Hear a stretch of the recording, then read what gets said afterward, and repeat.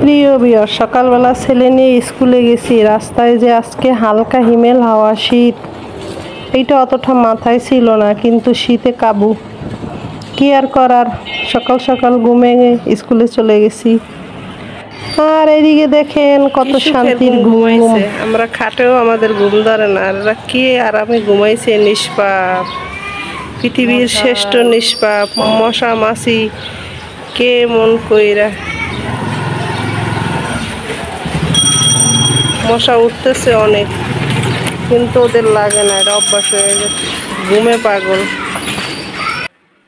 দ্রুত বাসায় ফিরে দুপুরে রান্না রেডি করছি, আবারও স্কুল যেতে হবে বাচ্চাদের আনতে। তো দেখুন, এক পাকে আমি আজকের মুরগি রান্না করব তেল ছাড়া।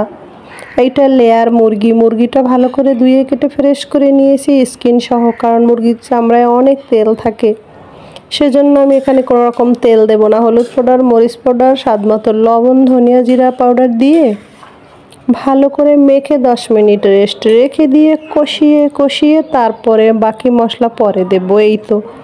আর এইভাবে মুরগি রান্না খেতে অনেক সুস্বাদু হয়। দেখুন কত ভালোভাবে আমি মেখে নিচ্ছি। আর এইটা শেষে দেখবেন কতটা কালার আসছে। পাতলা ঝোল করব তেল ছাড়া, মুরগির তেল দিয়ে, আলু দিয়ে মুরগির পাতলা ঝোল করব।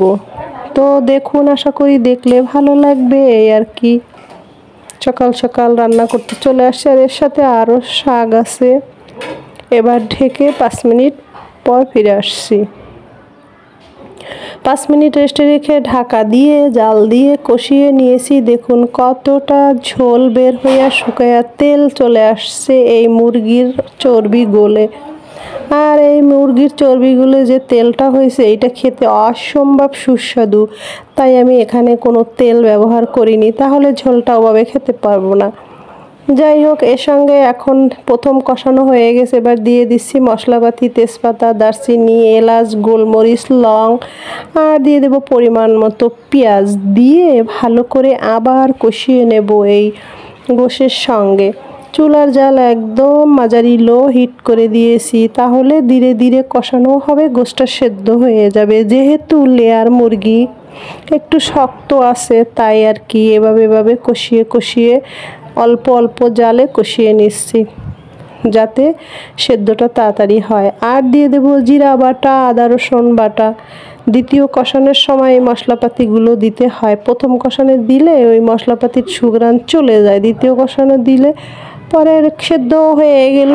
আর অল্প জল দিয়ে জাল দিয়ে নিলে সেই ক্ষেত্রে মশলাপাতির সুঘ্রাণটা থাকে। এইটা কিন্তু বাবুর্চি স্টাইলের রান্না। যাই হোক প্রিয় ভিউয়ার্স, এই দেখুন কষিয়ে নিচ্ছি আর কি। তো ভালোভাবে কষানো হতে থাক। ঢাকনা দেই, আবার খুলে নিয়ে বারবার নেড়ে দেই, তা না হলে পোড়া লেগে যেতে পারে। হলুদ মরিচ পাউডার, শুকনো উপকরণ, একটু তেল নেই বলে একটু দ্রুত নাড়াচাড়া করতে হয়। আর তেলটা থাকলে এইটা হতো না, তবে পরে কিন্তু অনেক তেল উঠে আসবে মুরগির মশলা কষানোর শেষে। সেজন্য আর কি একটু অনবরত নেড়ে নিতে হয়।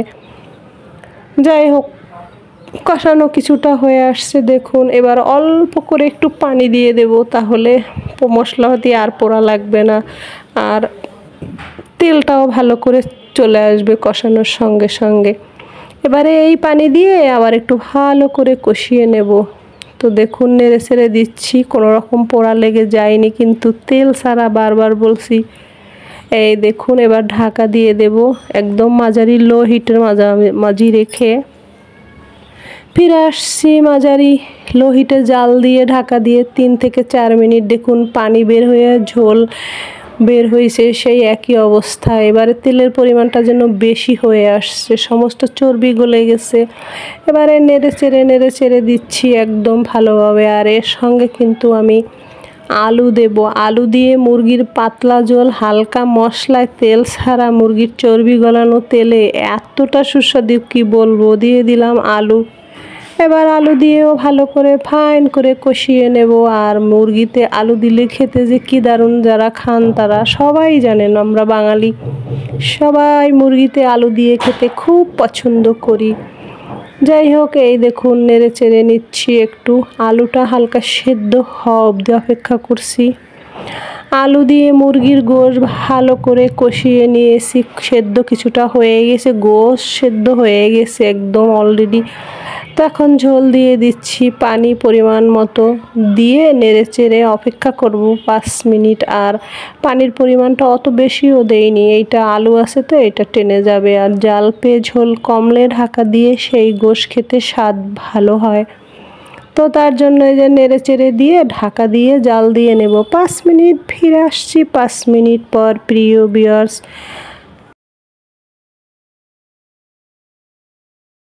জাল পেয়ে ঝোল কমে এই অবধি চলে আসছে। দেখুন কতটা তেল বের হয়েছে মুরগির চর্বি দিয়ে। তো তেল ছাড়া যে মুরগি রান্না করা যায় তা এই দেখেন কত সুন্দর কালারও হয়েছে। আলু দিয়ে মুরগির পাতলা ঝোল। এবার একটু সামান্য কাঁচামরিচ দিয়ে রেখে দেব 2-1 মিনিট, তারপরে নামিয়ে ফেলবো। দেখুন আলু দিয়ে মুরগির পাতলা পাতলা ঝোল রান্না করে ফেললাম তেল ছাড়া। প্রিয় ভিউয়ার্স, আশা করি আপনাদের ভালো লাগবে। ভালো লাগলে লাইক করবেন, কমেন্টস করবেন। ফিরে আসবো নেক্সট দিন অন্য কোনো রান্না খাওয়া দাওয়া নিয়ে। আর এর সাথে আরও রান্না করেছি, এবছরের প্রথম কলমি শাক ভাজা করছি চিংড়ি মাছ দিয়ে, পেঁয়াজ দিয়ে, সামান্য হলুদ পাউডার দিয়ে। কতটা ফাইন হয়েছে, একদম গলে গেছে। নতুন পাতা শুরু হয়ে গেল কলমি শাক খাওয়া। এবছর খেতেই থাকবো, শীতে আর খাবো না।